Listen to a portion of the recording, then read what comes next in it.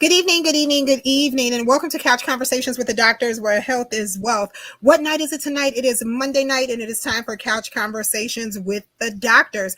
As always, we're going to go around our esteemed panel, and we're going to do the great introductions that we do with each and every one of them on Monday nights, starting with my colleague who tends to leave me and go and have fun in the sun, but he always tends to find his way back on Monday nights. That's our very own Dr. Douglas Graham. Dr. Graham?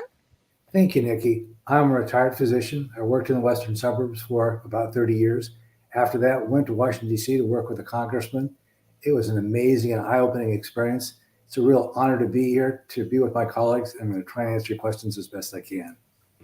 Outstanding, and thank you so very much to the man who says I threatened him to be here on Monday nights, but he's always on time. That's our very own Dr. James Miller. Dr. Miller.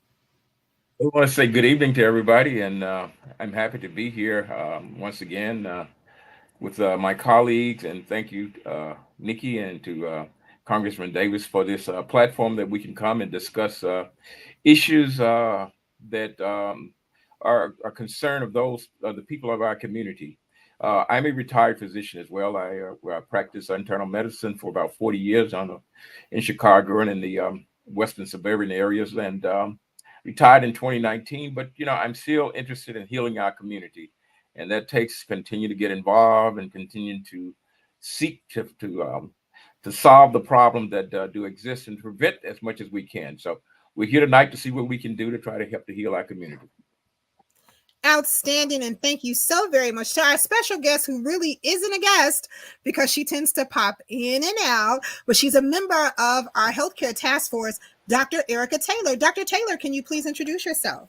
Good evening. Good evening. Thanks for having me, Nikki and Congressman Davis. I am a board certified obstetrician and gynecologist. I'm currently working in the reproductive health space, so helping people to expand their families.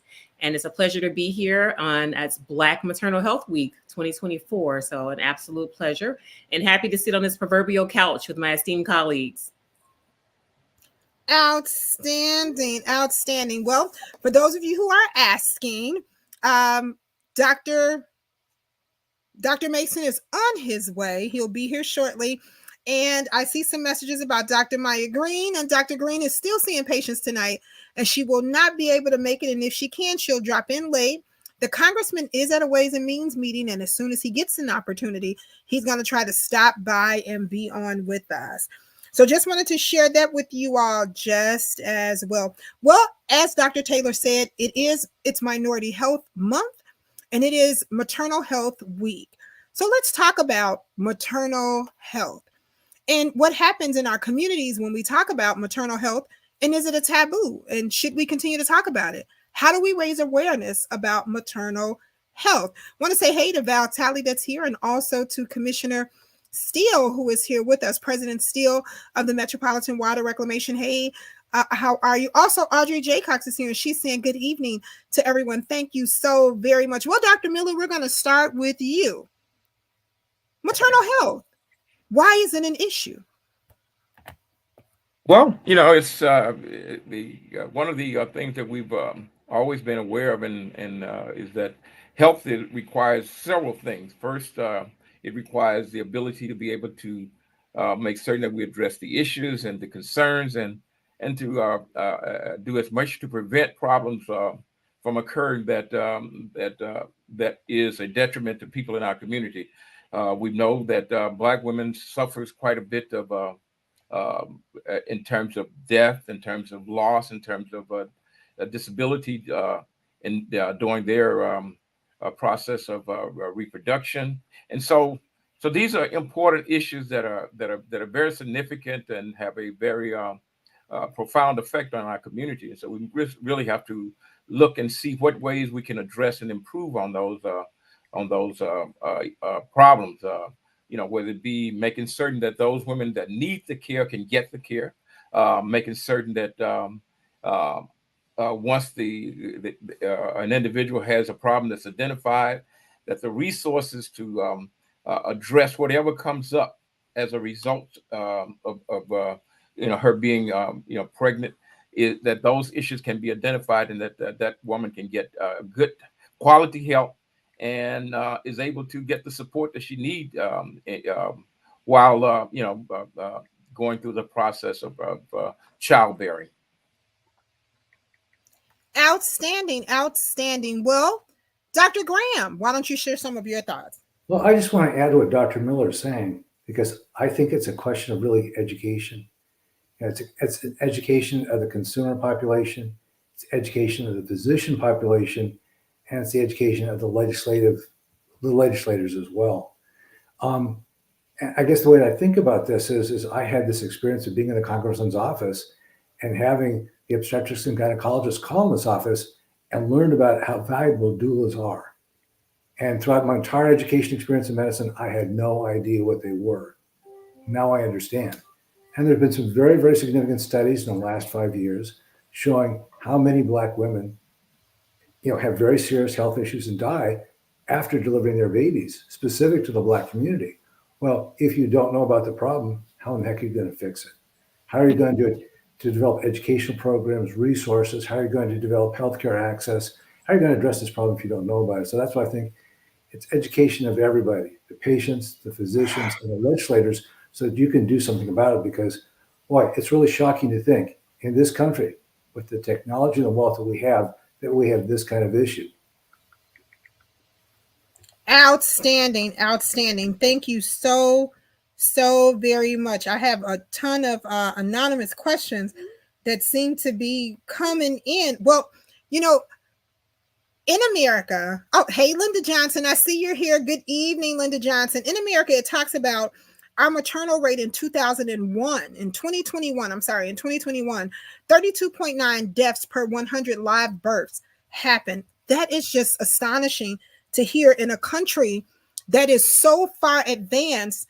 I mean, we're losing more people here than we do in our third world countries. Dr. Taylor, why don't you shed some light on that for us? Absolutely. So when we talk about the U.S. being one of the most industrialized nations and the fact that we have the highest rates of maternal mortality, I think we have to step back and look at some of the causes. And so I would have to say here in the U.S., we are dealing with systemic and institutionalized racism, which continues to be at the forefront. I mean, many people talk about, our eyes being open during the COVID-19 pandemic. And there's this thought that there's actually two pandemics, the COVID-19 pandemic and the 1619 pandemic. And so really there has been this issue that's been perpetuated for many centuries. And unfortunately, we're still experiencing much of that here in 2024, where patients are presenting to the hospitals and they're being mismanaged or turned away. So when I think about some of the common causes of maternal mortality are preventable. There, according to CDC data, more than 80% of these maternal deaths are preventable. And so I think when we talk about education, I would like to piggyback on what Dr. Graham stated, the fact that education is definitely needed, patient education of signs and symptoms of the most common causes of maternal mortality, as well as education of the clinicians that are taking care of these patients. And so many times, for instance, if a patient presents to the emergency room after delivery, let's say with preeclampsia, which is a fancy word for saying high blood pressure and protein in the urine during pregnancy, many times these patients are treated as though they're non-pregnant. But they have to be treated very specially, just because they can, basically the preeclampsia can lead to something called eclampsia, which is seizures, which can lead to stroke and unfortunately death. And so we have to have that education of our ER doctors, of our internal medicine doctors, who are typically the first physicians that take care of those patients when they present to the ER. And so when I was working in one of the safety net hospitals, we started doing these interdisciplinary rounds where we'd have education of all three specialties together. And also this creation of bracelets to identify these patients as being postpartum when they presented to the ER, so they could be fast tracked rather than having them sit in the ER, sometimes waiting hours, 6, 8, 12 hours or more without any type of intervention. So I think we have a long way to go. And again, like you mentioned that, our maternal mortality rates are higher than some non-developed countries.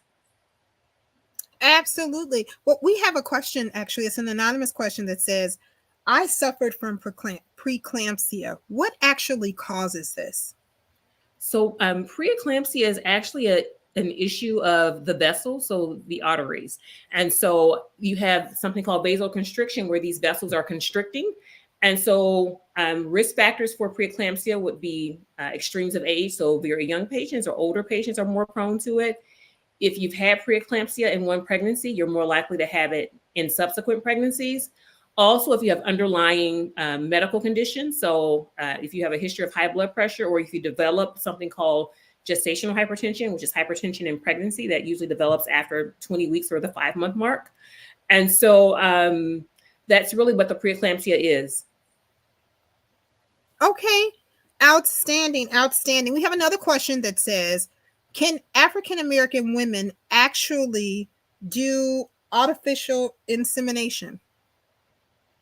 Absolutely.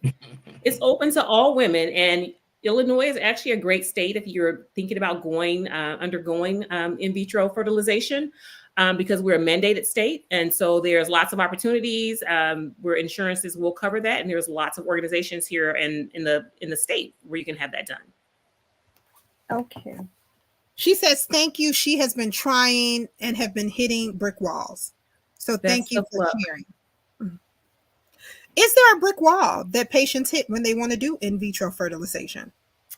Well, I do feel like, especially in some communities, it's taboo to discuss issues with infertility. I think there are a lot of stigmas, especially when we look at, let's say, the African American community, where there's a thought that this whole misconception that Black women are just, super fertile. And so I think that we definitely have to talk about it more. I do feel like we are having more conversations around it. One thing that I do see less in our community as far as like people doing egg freezing.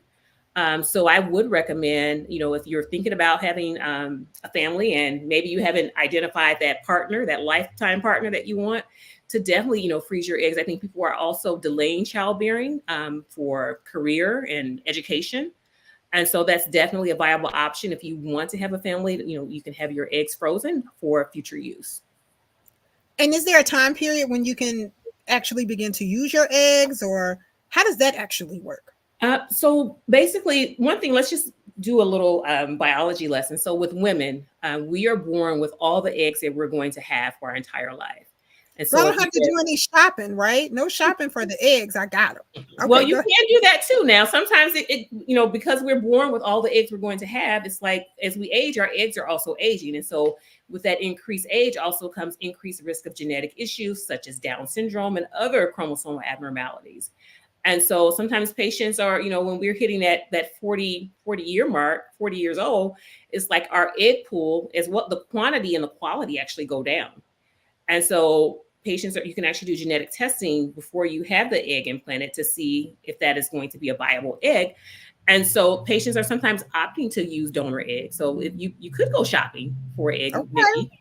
All right. Well, I threw that out there for those people at the granular level that need to understand what I meant by shopping. So absolutely. Thank you so much for sharing that. You're welcome. So is there an age when they cannot get their own eggs implanted? Is there a cutoff time or? So in regards to, we see a steep drop off in the number of eggs and the quality of eggs at age 35.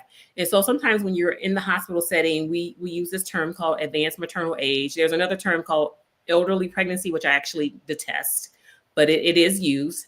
And so in regards to, the infertility process, we're, 40, 45, but, patients are, if you're freezing your eggs, we can go out a little bit further. If you're thinking about egg donor, the thought is that if you're in a partnership, that the ages of the two people in the partnership have to be less than 100 or less. So if you're 45, your partner can be no more than 55 if you're planning to do egg donation. There's also sperm banks as well. So we can shop for some sperm too if we need to. All right. Now, is there an age limit for sperm? There is not currently, but we do see an increase in things such as autism with advanced paternal age. Okay. All right. Well, Dr. Miller, you're nodding your head. I think you're raring to say something. Go right ahead. Yeah. Well, as we are, discussing these issues, we always get back to some of the basic primary issues, which is good health care in our community, period. Getting and good health care means that women are being taken care of, getting appropriate screening for various diseases and various healthcare problems that may exist, getting the proper advice in terms of getting some understanding about what their genetic history is in terms of risks of various diseases, and so that as they prepare to have a child, that also that these things are that they are aware of them and aware if there need to be specific things that need to be addressed and need to be evaluated prior to the pregnancy. So, again, that's getting back to things that need to be done before you decide to get pregnant. You need to know that you're healthy. You need to know that if you're not, what are the issues and what do I need to do to make certain that I'm able to carry this baby, and to be able to again deliver a healthy baby and to be healthy myself. And so all those things are part of the general problem that we have in our community. If you have if you don't have adequate providers, and we don't provide, and the proper education is not given, and so we don't understand some of these things, then we're going to end up with things that interfere and with being able to have a healthy baby and a healthy mom. Outstanding. I said, well, go ahead, Erica. Were you about to say something? Yes, I just wanted to just piggyback on what Dr. Miller is stating. And so really what he's stating is that patients should be undergoing something called a preconception visit. And so last week I had the pleasure of speaking at Westside NAACP. And so that was one of the questions why I polled the audience to see if anyone who had a baby had ever had a preconception visit.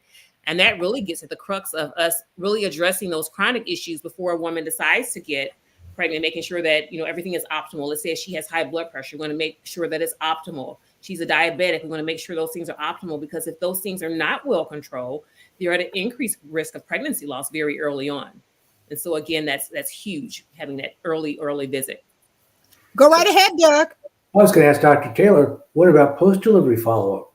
Because it's my understanding that there's virtually no post-delivery follow-up, and we're losing lots of women as a result of that. We absolutely are. And so when we talk about post-delivery follow-up, I would have to say that many patients are not aware. I know, like when we talk about Medicaid expansion, the fact that patients can actually be seen for up to 12 months. But I'm not sure if that information is being disseminated to patients. It's like brand new news when you tell them, like, hey, actually you can follow up. And it's not just for postpartum care, but also for primary care and prevention for that first 12 months here in the state of Illinois. And so the other issues that moms are facing, about 1 in 7 women are faced with mental health issues after delivery. And we have a scarcity of behavioral health professionals sometimes, especially in our safety net clinics and federally qualified healthcare centers. We had a list of about 2,000 patients who were waiting to be seen at one facility I was affiliated with a while back. Yeah, Did you say 2,000? 2,000 patients and no behavioral health available within the organization. Wow. Well, Yolanda Williams says, good evening. And Val Talley says, why doesn't Illinois have more midwives? Do they provide education too? And right before we answer Val Talley's question, Tarina from the NAACP's Healthcare Committee, I see you had something to say really quickly. Go right ahead. I was just going to say 2 things to Dr. Graham's and Dr. Taylor's point. One, I did not have a preconception visit my first pregnancy, but because I was high risk, my second pregnancy, I did have a preconception visit. And what I'll say is regarding aftercare, this could be unique to my experience because it was the first few weeks of the pandemic, but I had a C-section and I did not have a follow-up visit. They called me and asked me, are you okay? And I said, you don't want to check out my scar or make sure it's okay? They were like, well, you're not reporting any of the risks, so we're not going to have you come in. It was like a video appointment instead of a post-op, which what I know now should have been like an in-person post-operative visit because a C-section is a major surgery. But I think that even with me and all my public health background, right, I think that is what's happening to a lot of families where nothing prepares you for what to expect during and after childbirth. None of the books, none of the movies can prepare you for your unique experience. And even though I had preeclampsia, had my baby early and had a surgery, that I had to, even though I tried to advocate for an in-person visit, I was completely turned away from that. And again, this could have been asterisked. It was the first month or so of the city shutdown. I had my kid the first week of the pandemic, so it could have been due to that. But I spoke to other women, and pre-pandemic, they had similar experiences. And I was at a very well-known and respected, and I got great care, but that was a little strange that with the number of Black women dying from complications from C-sections and childbirth, that they didn't want to get like physical. They trusted my non-medical degree opinion about a surgery scar. So I think if that's happening to other folks, then we may need to figure out a different system. In addition to having a post-op check, the fact that you had preeclampsia, you should also be seen within 72 hours for a blood pressure check. So did you have a blood pressure cuff at home? Did they ask you about your blood pressure? Because I was in the high risk clinic, they made sure that I had a blood pressure check. And I had diabetes, and they made sure I had a diabetes monitor. So they did do a good job while I was pregnant and in care of making sure that all of my needs were met. It was just kind of after the fact. So where they after were like, delivery, did you have a blood pressure check? No. Okay. They said if you have a cuff at home, if it gets 200 over 100, 160 over 100 to come in. But no.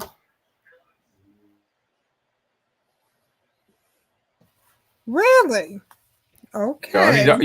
One of the other things, which is so important, which I, during my practice in internal medicine, that, in addition to all the other problems, one of the really difficult situation, and it's a difficult management, is some women have a post-op congestive heart failure.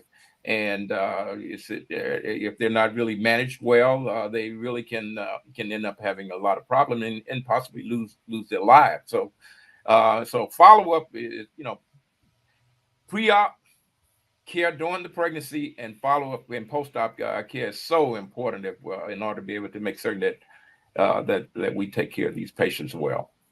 Yeah, something I learned recently and kind of trying to educate the community on the Black maternal child health issue is that the top 5 contributors to the maternal mortality are all essentially preventable. There is nothing that makes Black women or other women of color predisposed to death as a result of pregnancy or childbirth or morbidity as a result. It's really just preventable illnesses that Black women, or preventable complications that Black women just are not being properly treated for. It's not being properly addressed. And to Vitaly's point about having that additional connection to care, that additional support person to assist you with that advocacy, I think does help. I had my husband, and he was like, I can't argue with her. Y'all can't argue with her. Just give the lady what she wants, right? So having someone to essentially advocate for you in that moment, and for some people, a midwife or a doula is that person. Well, I'm glad you brought the word doula up, because I want you to explain exactly what a doula is and that doula's role. But really quickly, want to say hey to Karen Scott, who's here. Want to say hey to Judge Toya Harvey, who's stopping by and watching. To our clerk-elect of Cook County, Mariana Spiropoulos, who is here with us. Want to say hey to her. To Kimberly, too, who is here. To Commissioner Donna Miller, who is here with us just as well. Want to say hey to Sandel Scott, who is here. She says hello. Africa Porter is here, and she says peace. Hey, my sister, Africa Porter is here with us. She says we have Black Douglas's organizations worldwide. She also talks about the great, powerful women-led panel that they had at Push addressing maternal issues on Saturday. And I was there, and I was blessed to have some of our task force there on the panel with her at that time. I want to thank them for taking on that opportunity and going out there. And that was Dr. Erica Taylor and Dr. Maya Green, who was out there just as well. And also our Commissioner, Donna Miller. So I want to say thank you. I want to say hey to Elaine Phillips and Arlene Spencer, who are here. To Denise Patterson Harvey, who is here. She says, well, where's the men? Are the men listening, and do they listen to the men? So we're going to get right to that question just as well. But Tyrena, why don't you tell us what exactly is a doula? So a doula is different. They have different training from a certified nurse midwife. They are typically trained birthing support for prepartum, and there is a such thing as a postpartum doula. So they're just an additional person that comes in that's experienced with birth. Usually they lean toward more natural birthing styles. A lot of times you'll learn about doulas in the case of a home birth, but doulas are in hospitals as well. I do know that folks who are worried, I know someone mentioned insurance coverage and whether or not doulas and midwives are a thing, but there are opportunities to get low costs and free doulas. Chicago Volunteer Doulas is one example of a resource that folks who are concerned about insurance coverage or financial ability to have that additional support can tap into Chicago Volunteer Doulas. But they're essentially just an additional person to help guide a family through the birthing process and to assist with the birth. But they are, again, different from a certified nurse midwife. They have similar training without, of course, the nursing component as far as giving birth. So they train on things like breathing techniques, how to deliver, naturally. They do support with some advocacy, but that is pretty much what a doula is. Okay. Outstanding. Tarina, when you get a moment, if you could type that referral of the sliding scale or the free doulas, or even just that information into our comment section, that would be great for people to refer back with. And I want to thank you in advance for sharing that information. Well, Denise Patterson Harvey says, where are the men? Are they listening to the men? Or let's say, are they listening to the partners that may be in the delivery room or in those pre-visits with the patients? Are they listening? Let's talk about that. Doctors, are the doctors listening? I see we have Dr. Mason popping on in here. Hey. Go ahead, Doc. So I guess I have a couple of ideas, and I don't know how true they are. But one of the questions is, which doctors are they seeing? Is that a culturally competent doctor? And the other problem I have is how much pre-pregnancy knowledge and awareness there is for the woman and a partner. If they don't have an adequate fund of knowledge and education about that, do they know the right questions to ask? Will they be able to take the information and say, hey, this is some problem I'm having, I need to do something about that? Or is it something that's going to slip through the cracks because they didn't get the education or the information that they needed at the visit? So for me, I think there's some uncertainties here. I don't know exactly all the things that are going on in the room when it happened. Well, you brought up all the questions that I wanted everyone to hear. So thank you so much. Thank you so very much. Well, Erica, it looks like you're trying to say something, or you wanted to say something. But you're muted. So go ahead. I was smiling at the baby. Oh, okay. All right. Well, Dr. Miller, I see you're unmuted too. So why don't you go right ahead on and share your thoughts? I know you got something to say. Yeah. I think several things, and that I wanted to mention, and birthing is giving birth is a family affair. It's now it may be that sometimes the mom or the pregnant woman may not have the support, but that is not it's not an activity that she can manage alone. Should not have to manage alone, and so she does need that support from her family, whether it be if she has whoever her partner is, whoever her other people in her family is. She certainly need those individuals to help her, to support her, to make certain that the needs that she has are met, and that she's not having to go through extraordinary effort in order to be able to get and to receive the care that she actually needs. So this is a family affair. We need the family to make certain that the family is involved and it's there for her. And because it's as a man having I've had children, and I certainly understand the process. I mean, my wife did the hard work, but there was enough work for me to do as well in terms of supporting her and being there to make certain that whatever care that she needs, that it was available to her, and to listen to her concerns, and to participate with her even in the birthing room. So, so all the support that she can get, help to give her the strength and help to add to her ability to manage the situation. Yeah, that was actually a takeaway from the event, the film screening, aftershock screening that we did last week. The film actually starts from the perspective of fathers.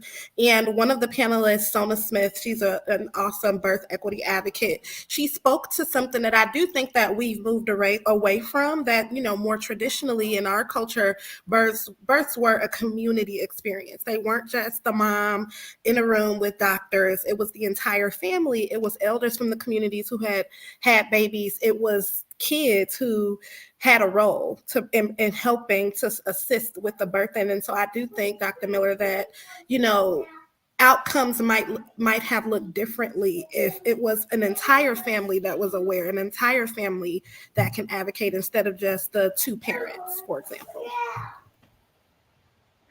I think also when we think about like managed care and the fact that when, patients are being seen in a traditional office, oftentimes for, I'm thinking back when I was at FQHCs, it would be a 10-minute visit sometimes for patients. And I know there were some patients who I would identify as being higher risk. I'm like, well, give her a double appointment, or this patient needs to have like longer. She's diabetic. We have to do more education and teaching.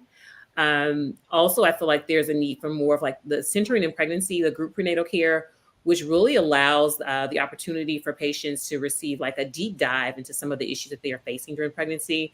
And so what centering is, it's a group visit of about 8 to 10 pregnant moms, and their due dates are similar. And so they would come, instead of having that 10, 15-minute visit, it's actually a 2-hour visit. And so it's an opportunity for them to exchange information. So new moms and experienced moms, there would always be some sort of healthy snack, and really just walking through some of the issues that moms face during pregnancy. So I think we really do need an overhaul of the way that we are taking care of moms. I think there could even be a separate group for education of dads, because like, Dr. Graham mentioned, like, you don't know what you don't know. So they may not know what questions to ask.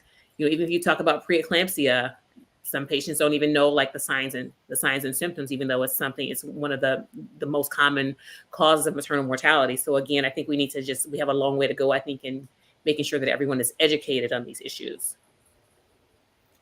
Outstanding. Well, we have a question of what is a ruptured uterus?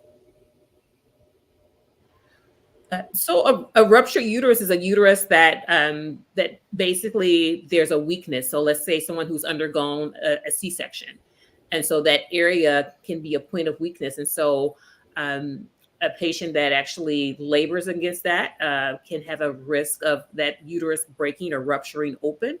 And so sometimes we can see that with, we have patients that have had multiple C-sections, so that area can be weakened.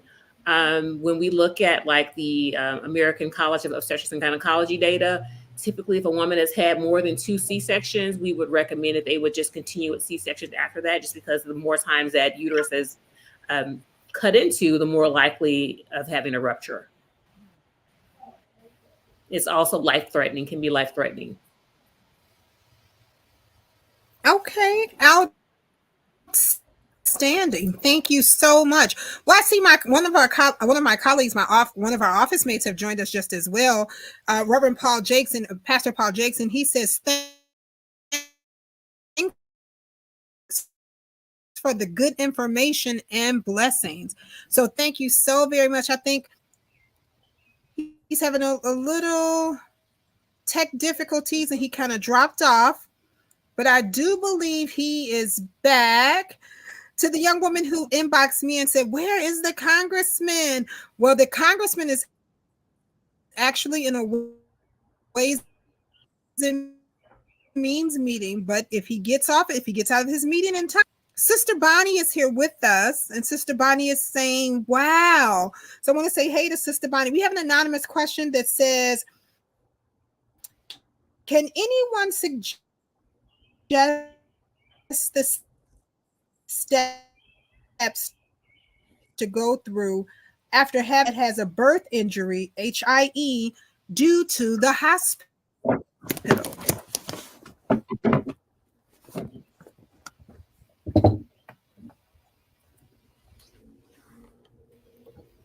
So I think I may be having a little tech difficulty as well. So,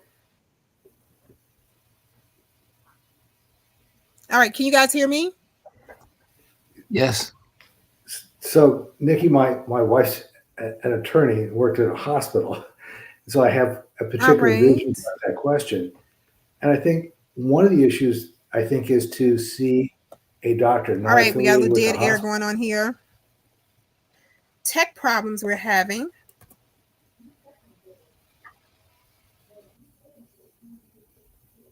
Ooh. So I'm going to continue to try and answer Yes. that question. You Yes. want to see another doctor not affiliated with that hospital to understand, can this happen ordinarily? Is this like an unfortunate thing that can happen on a regular basis? And if they say yes, you might have some peace of mind. If they say no, then you're going to have the complicated decision as to, do you want to find an attorney and try and take on the hospital and get compensation for the damages? It isn't quite as it appears on television, because I'm sure that the hospital has plenty of attorneys who dealt with this before, and they may want to cooperate with you or they may not want to cooperate with you. And it may be a lot of tension and aggravation in your life to recover something. On the other hand, it also depends on how severe the injury is. If the injury is something that will recover on its own and not affect your life, it may not be worth the stress. If the injury means that your life has to change and your quality of life isn't as it should be, an issue about pursuing this in terms of hiring an attorney. Now, the interesting part about that is that not all of these end up in lawsuits. Oftentimes, they will negotiate and mediate. Well, there's many different options, but I think the first thing is to see somebody who can evaluate you and let you know, is this something that happens? Like, there are always sporting injuries when you play sports? Or is this a problem because someone didn't do their job as well as they should have, upholding what they call the standards of care? Did they do this the way that everyone else who has the same training would have done it? And if it's outside that standard, that might be the time to try and look for somebody who might help you from a legal basis. So, Nikki, is that the kind of answer to the question they were thinking of? Well, I was hoping you actually even heard the question, because I started having some tech difficulties on this end. And I know you guys are highly efficient and you took over until I could get back. So thank you so very much. Well, I believe just sharing the information is what's necessary. But we have Yeah. another viewer who actually said that they have some of the same problem, and that in their case, the hospital admitted that it was the hospital's fault and that the little person is in a severe condition. Hmm. We also have another viewer who's sharing. She says, I'm not quite sure what the acronym or the numbers stand for. However, when my baby was born, the first time it was a 0, the second time it was a 0, the third time it was a 0, the fourth time it was a 3, and the next time it was a 4. One doctor said at the bedside they should have just let the baby die. Erica, what exactly is that acronym she's talking about, and what are those numbers? What are those scores or numbers? So with every time a baby's delivered, there is a score that's given to babies. It's called an APGAR score. And so it's looking at things like baby's tone and color, is the baby arousable and things of that nature. And so top score is a 10. I can say in my years of practice, I've probably only seen a 10 once. Most patients are like 9s, like they always take off like 1 for color or something like that. But yeah, that would be that assessment that's done after delivery. Okay. Dr. Miller, you were nodding. What did you want to add?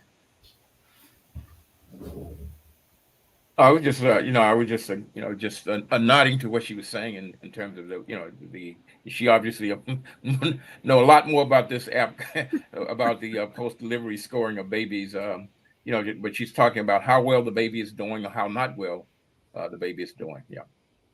So my question is, she also shared in her message that one doctor said at her bedside that they should have maybe just let the baby go. Should that have been said? Absolutely not. The APGARs are typically done, at the 1 minute of life mark, and then again at the 5 minute mark. So the fact that it was 0 may have been that reason why. But again, you're always going to have a neonatologist there at the bedside, especially if you're in like a hospital that has like, NICU available. And so resuscitative measures are, put into place immediately.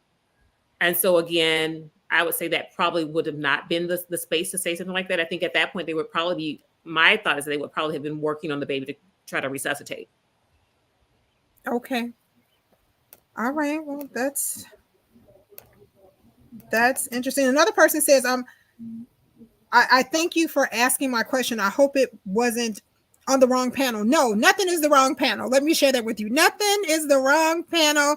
This is the right panel to share. If we can't answer your question today, we always tend to get back to you and answer it on the next Monday, even if it's not the topic that we are talking about. But when we talk about maternal health, the fact of delivering that baby is very important just as well. So this was appropriate. Thank you so very, very much for sharing. This was definitely appropriate. We have another anonymous that says, I did not have hypertension prior to my pregnancy.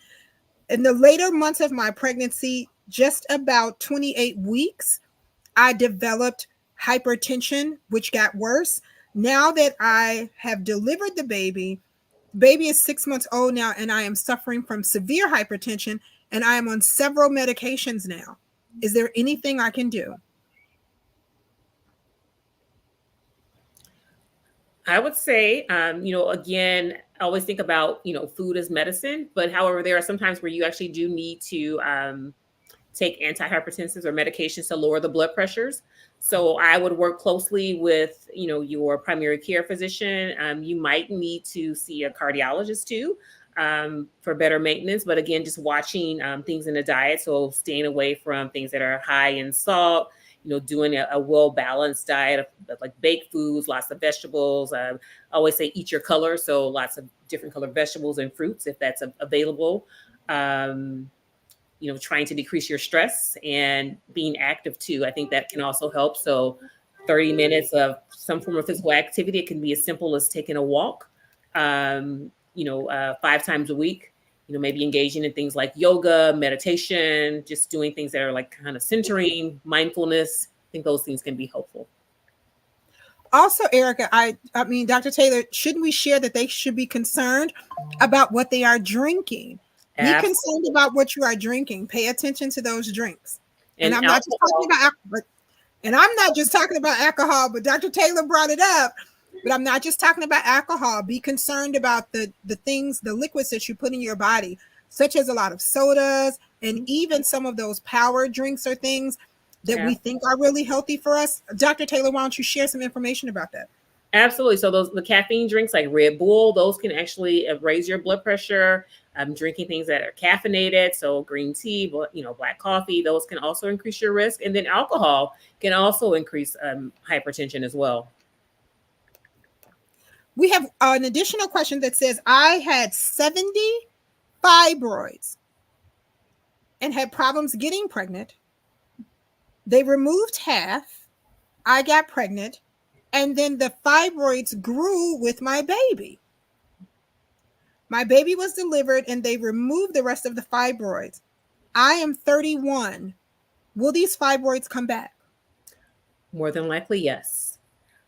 Just to define, fibroids are these fibrous, they're non-cancerous growths that can develop inside the uterus. They typically require estrogen to survive. They are very common, especially in the African-American community. If we put 10 Black women in a room, around 8 people have either fibroids or have had a history of fibroids. And when we talk about causation, the verdict is still out, but there's some thought that there's some relation to relaxers. I'm not sure why we're still having so many, because so many people are natural these days, but I think it's definitely something environmental. I think there's likely something in our foods that's maybe also increasing. I think there's also some genetic component to it as well. So you'll oftentimes find like sisters or like multiple family members that have maybe had, historically people have had multiple hysterectomies within families who had issues with fibroids. Well, I see Dr. Terry Mason is nodding his head Not only is he a world-renowned urologist who hates to hear accolades about him, but he's also one of the great partners in God's Pharmacy, and that's pharmacy with an F. Go right ahead. Yeah, well, thank you, Nikki. It is God's Pharmacy, Pharmacy, because first of all, if we go back and look at the basic go back to where people learn pharmacology, and there's a book that I always talk about that where they use called pharmacognosy, and it is where all of the elements, active elements in plants have been used or taken and made in the lab to make medications. So Erica's right. You know, the food, not food figuratively is a medicine, but food can be medication. But obviously, we don't do it the same way. We don't talk about how much you eat for this, that, or the other. But we do recommend that people eat. And what we've done is really decided that we take it one step further and make sure that we know exactly how the food is being grown. So we want to make sure that there's no pesticides, no organophosphate pesticides, that we're farming in a sustainable manner to help make sure the land continues to regenerate itself. And we've been doing this now for a few years. And last year we grew about 28,000 pounds of food. And we had 3 different types of watermelon. We had cantaloupe. We had everything. So, and I want to make a big commercial here, but I do this because to what Dr. Taylor said, most of what we do, most of the things that we eat, and I've seen when I was at county, women who actually come into the waiting room with stuff that's not good, and be sitting in the waiting room eating their burgers, Polishes. I'm not trying to, please don't think that I'm trying to make people look better. I'm just telling you the truth of what I saw. And I'm sure Dr. Taylor could, if she hasn't already, obesity is a real problem. I mean, it's a real problem. And it's not something cute that we should just sort of smile about, but it does create, and I'm not an obstetrician, but I would imagine that it can create problems in the childbirthing process. So we need to think about this. And I'll just end by saying this, is that we spend in this country tens of millions of dollars. I'm just give you one example, tens of millions of dollars for medications over the counter. I'm not talking about prescription ones. I'm not over the counter for constipation. And constipation, I don't know, Dr. Taylor, you can talk about that, but constipation in pregnancy, especially probably in the later months of pregnancy, I don't know if that's a problem or not, or whether that creates a situation that should not have happened. But certainly not eating fiber, if you're constipated, that's a marker because you're not eating enough fiber and you're not drinking enough water. It's just that simple. And if you're not, you're going to be constipated. If you're constipated, you're going to be putting increased pressure on your abdomen to expel the stool, which could create, and I don't know, I'll leave that to Dr. Taylor, what that might mean for a pregnant woman.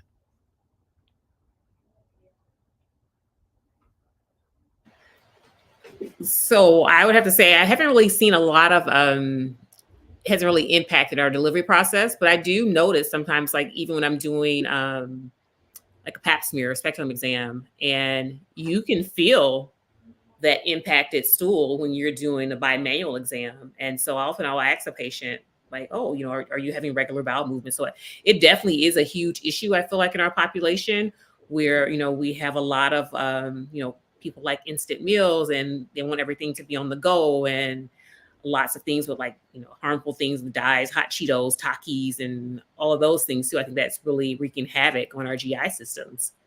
I have had patients come in and say, I'm only going to have a bowel movement once a month when I get my cycle. And so again, that's, we're seeing that, but it's a lot is having to do with our intake, our diets.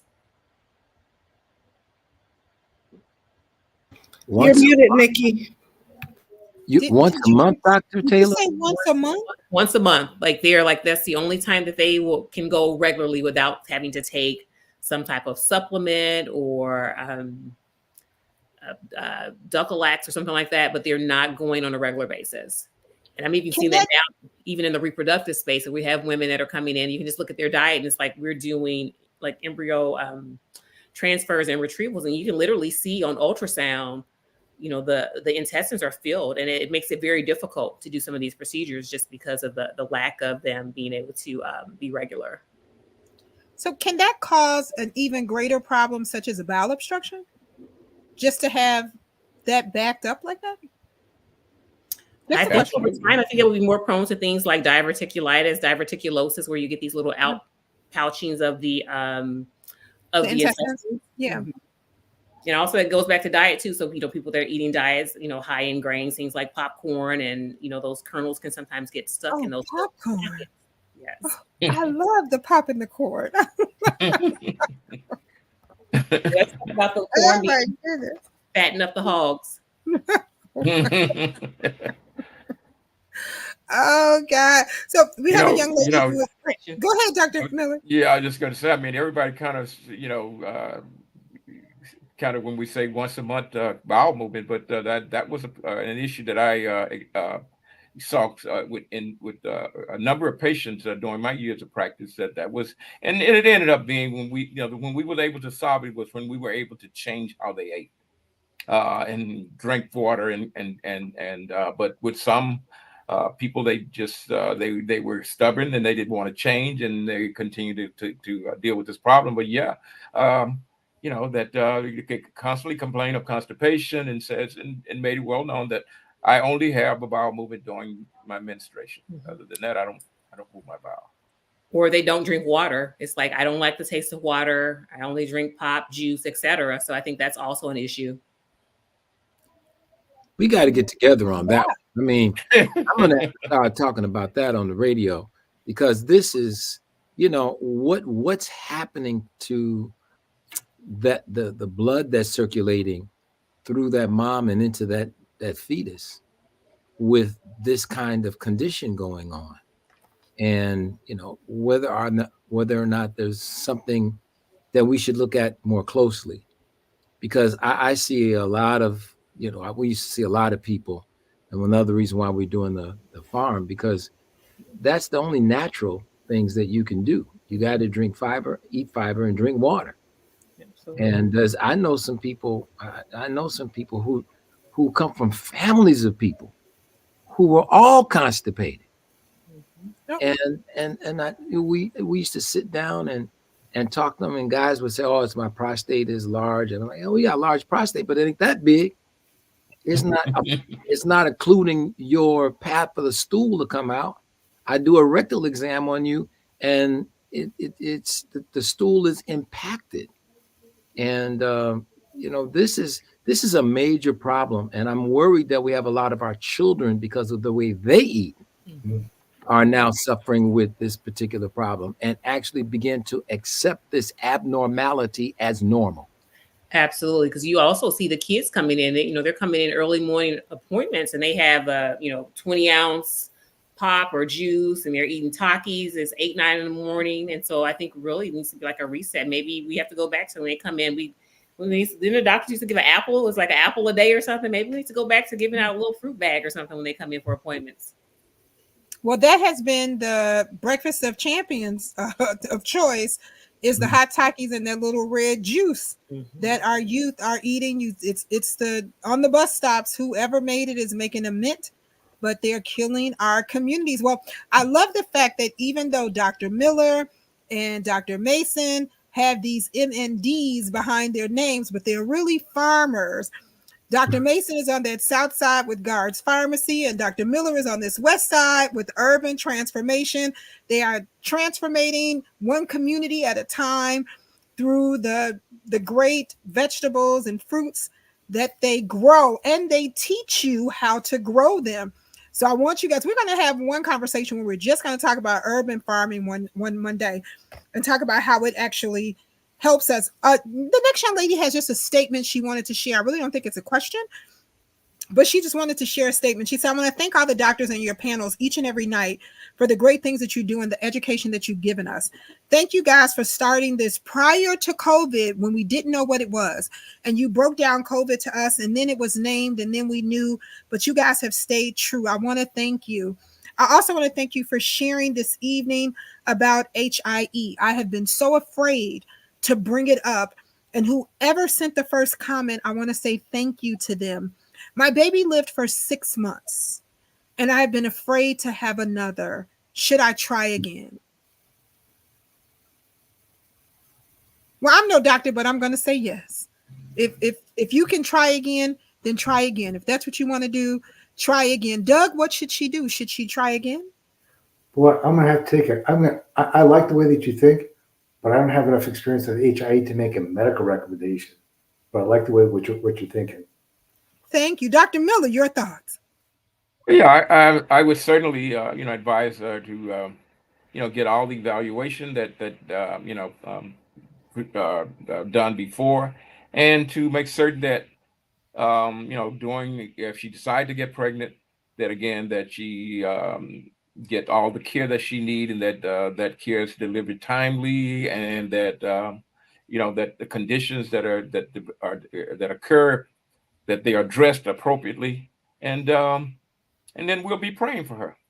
Absolutely. Erica, do you want to share? Come on, Deacon Miller. Absolutely. Absolutely. I would say definitely move forward. I would say if you're not already, start your prenatal vitamin and your folic acid.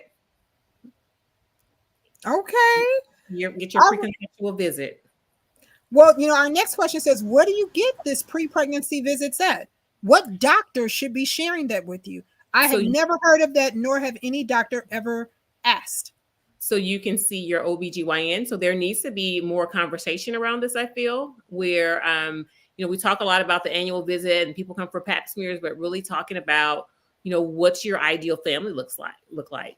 You can also see a maternal fetal medicine doctor for that as well. And so if you have a history, especially patients that have a history of, let's say, high blood pressure, diabetes, I think it's really important that you have that done. But I think all patients should have it done, just because you just never know what underlying things are out there, especially if you're not seeing a primary care physician on a routine basis. I think it's huge to start. Now, is this visit covered by most insurances and even our state insurances? Yes. Okay. Tarina, you were unmuting and muting back. I know you got something to say. Come on. Well, I was just going to say that due to my high risk, I was eligible for maternal fetal medicine, and the comprehensive care that I received in that clinic compared to probably a traditional clinic, the appointments were longer. You spent more time with the providers. They offered additional services when I got diabetes and when my blood pressure was creeping, they made sure I had everything I needed. So for folks who are in that high risk category, I would highly recommend trying to get access, if possible, to a maternal fetal medicine clinic for just a little bit higher level of care than what you might experience in a traditional doctor's office. And we do have a number of them inside of the Illinois 7th Congressional District, and I will share that with, because some people are asking where are those clinics at, where can we find those clinics? We have a number of them inside of the Illinois 7th Congressional District. We have another viewer who says, when you go through IVF, is your risk higher for fibroids due to the estrogen and the stimulating medications that you're given? There's really no data in regards to increased risk of fibroids. However, those patients who are going to be prone to fibroids, you're just going to have them. And typically what's done is, prior to even undergoing IVF, there's a huge assessment where the uterine cavity is evaluated, looking for things like fibroids and polyps. And so the IVF treatment doesn't put you at risk, as far as there's been no data done on that. Okay, well, I know you guys hate when I say this, but I have to say it. So I'm going to read our last statement of the evening because it is our time. So our last statement of the evening is from a young lady who says, I want to thank Congressman Davis for always thinking outside of the box. Congressman Davis, you may not remember, but you did a series of town hall meetings some years back about fibroids. I had never known any other congressperson to do such a thing. And you made sure that not only women, but men were educated.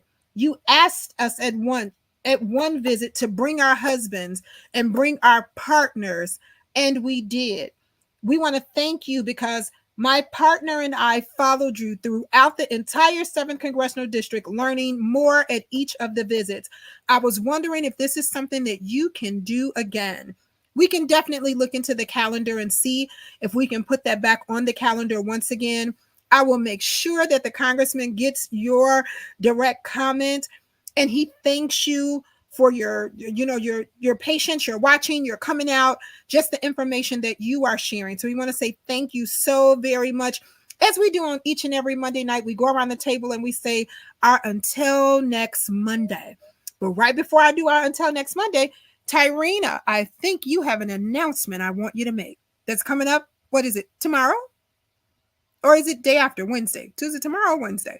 It is tomorrow morning. So tomorrow morning at 9 a.m., join myself and some doctors from Lurie's and from Rush University. Will be officially launching, along with Westside United, the Westside Healthy Parents and Babies program. It is a Connections to Care program on the West Side that is designed to address the Black maternal and infant mortality rates that we're seeing. And so we'll be talking tomorrow with Jean Sparrow moderating. We'll be discussing maternal care, maternal child health on the West Side, and discussing just ways to advocate, ways that we can support our hospitals and healthcare networks with providing a higher quality of care for Black women. So I'm really excited. That's tomorrow at 9 a.m. at Bethel New Life. Please feel free to join us. Absolutely. Thank you so very much. And we're going to put that flyer up so people can actually register to come out. And it is from 9 to noon, I believe, right? Correct? 9 to, what is it, noon or 11? Something to that effect. So while you're looking for that, I have a few more announcements that I have to make. So join us tomorrow, because we are all a part. We are our community partners in this, and I will be there on tomorrow just as well. But also want you to join us on Saturday. Join us Saturday morning from 10:30 a.m. to noon 30. That's 12:30 in the afternoon. Join us at Loretta Hospital. We'll be at Loretta Hospital in their community room having a conversation about minority health. A conversation on minority health. Dr. Erica Taylor will be one of our great panelists. Dr. Miller has to go out of town and he won't be with us at that time, but we have a couple other men who will be in his stead there. You know, we have to get a couple men to take his one-man place. Dr. Maya Green will be there. Dr. Kimbra will be there just as well. So join us for this great conversation that we will be having. The conversation will be moderated by myself, the congressman, and Ms. Newkirk from the NAACP. So we want to remind you guys to meet us there at 10:30 a.m., just a couple hours of your morning, to get some great information and some great health care on minority health. Well, Douglas Graham, what's your until next Monday? Well, Nikki, I'm actually going to have two tonight. And Absolutely. To address the question of the lady who asked about HIE, that's not something I know a lot about, but what I can share with you, it has many different causes, and some are in the mother and some are outside the mother, and some may be related to the pregnancy, some may be genetics or not. So as I said earlier, it's important to get information. If you can go to your primary care doctor or to the maternal health specialist, get a consultation and ask them, how much of this is because of my health? How much of this happened because of other reasons? What are the chances, can I have a healthy baby? To get that information, because that knowledge is really power. And that will help you answer your question. The second thing I want to address is pot. I'm really with Dr. Tony on this. Turn around the back of the can and look what's in those drinks. Someone offered me an energy drink the other day, and my jaw dropped when I saw how much sugar and caffeine is in that drink. I mean, if you're having a problem with your weight, with your diabetes, your blood pressure, energy drinks are not going to be your friend. They're going to make your life hard and tough. That also includes orange juice. There's lots of added sugar in orange juice. So I want to go back to what Dr. Mason said. We're in an appetite desert. We need to go back to the things that didn't have all these things added. It's kind of like addition by subtraction rather than by addition. So that's my about for until next week.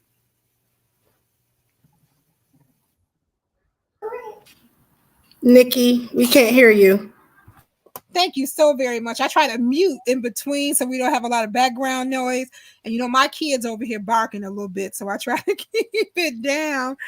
Dr. Graham said to get the right information. And he also said to read the back of your drinks, read everything that you're putting in your mouth, because what?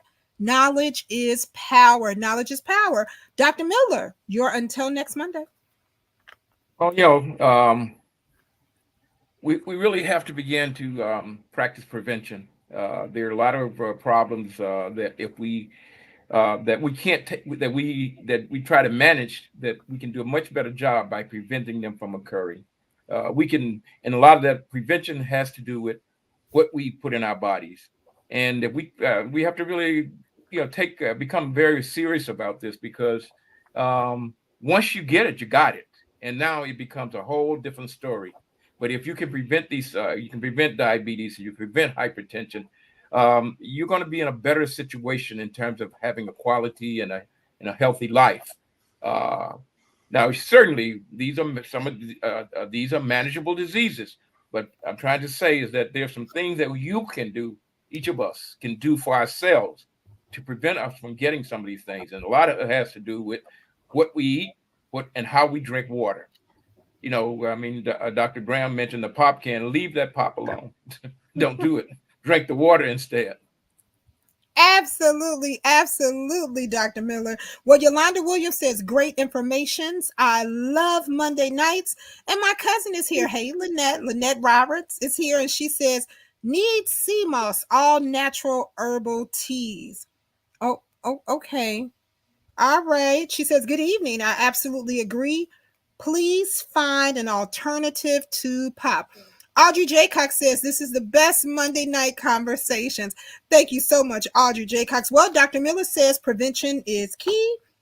Be proactive. Dr. Graham tells us to get the right information. Read what you eat. Knowledge is power. Miss Newkirk, you're until next Monday. Yes, my until next Monday is to tell a friend to tell a friend. Word of mouth is going to be the way that we get this information, the accurate information to our community. So just make sure you share with your friends and family when you're learning accurate medical information from doctors. Don't keep it to yourself. Share. That's my I until love next it. Monday. I love it. Tell a friend, tell a friend. And my book is called Good Gossip. So I love it. So Miss Newkirk says, let's have good gossip. Tell a friend. Dr. Miller is telling you prevention is key and be proactive. Dr. Graham, once again, is telling you to get the right information, to read what you're putting in your mouth, because knowledge is power. Well, Dr. Mason, what you got? Well, first of all, I'm grateful tonight, not just for being here, but as a guest, but I'm grateful to be here with my obstetric colleagues, because, as a urologist, I didn't learn a lot about that. And I know now that I need to, and I'm going to look forward even to putting some more information, asking some of the guests here to talk on the radio show, and particularly in terms of the role that nutrition plays in a healthy pregnancy and a healthy outcome. So I really want to do that and make sure that we understand that we have some choices. And we have to also understand that there are forces outside of us that are guiding our taste buds so that we crave things that are salty, oily, and crunchy. There's no secret as to why we do that. And that's because that's what the marketing is doing. And it's also doesn't surprise me about the soft drinks and the sweeteners and the sugar. We need to remember that I've been told by Dr. Robert Lustig, who is a pediatric endocrinologist in California, who treats obese children, that in his research, that the sugar, particularly in high fructose corn syrup, which is what they use, actually stimulates the same parts of the brain as does cocaine. So this, I say this because we always want to talk about the people, but a lot of this stuff is the commercialization, capitalization, and our systems that purposely make sure that this is out, because First of all, they want to make sure they have continual sick people, because that's the only way you extract value out of our system, is that by treating somebody. Not that that's not good, but it is good, but it's what we do. And we need to really focus back on that, and going back to eating a lot of the things that we used to eat when we grew up. There was always, I don't know, Dr. Taylor can remember this. She's too young to know anything about some lima beans and some a crowd of peas and some pots like that on the stove. When I was growing up, we had it all the time. So we need to get back to some of that basic old stuff that helps us.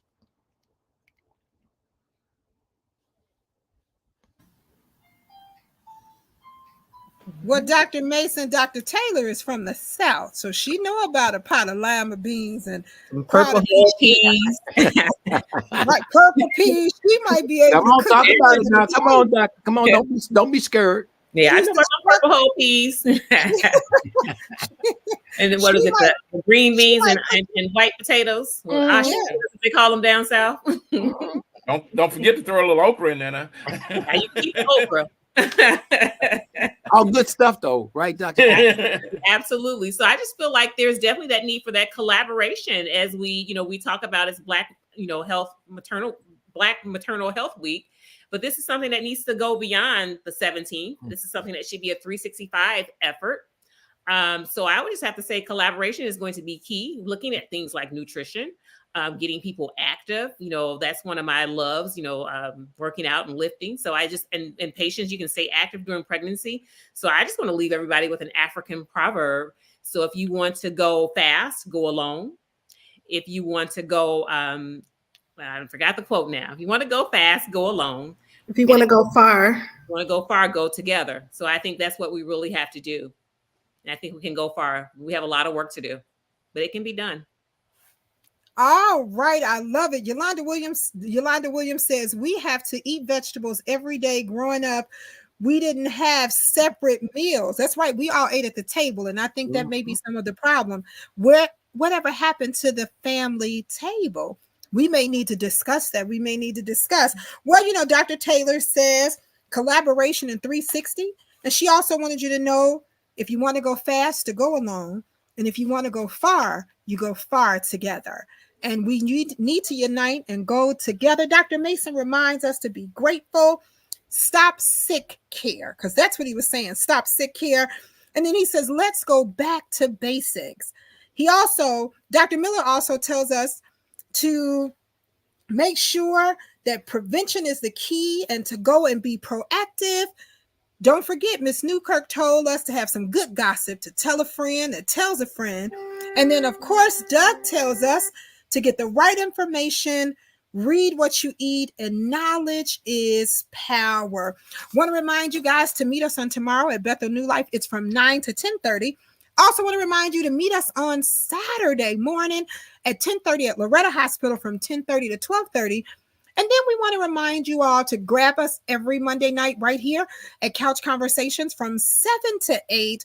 We have great things going on. There are great things happening in the Illinois 7th Congressional District, and we are trying to expand our lives. So join us each and every day. The Congressman misses you guys just like you missed him, and he will definitely see you on next week. But until then, we just want to remind you that COVID is still real. So is RSV and influenza.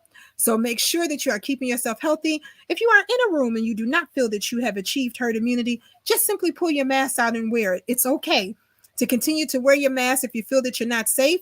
Our measles is kind of on the rise, but we're kind of controlling it. So make sure that you are careful. And remember, TB is an airborne disease, and we are having a few issues with it here in the city of Chicago, but we will make sure that we combat that just as well. Until next Monday, we'll see you then. Good night. Good night.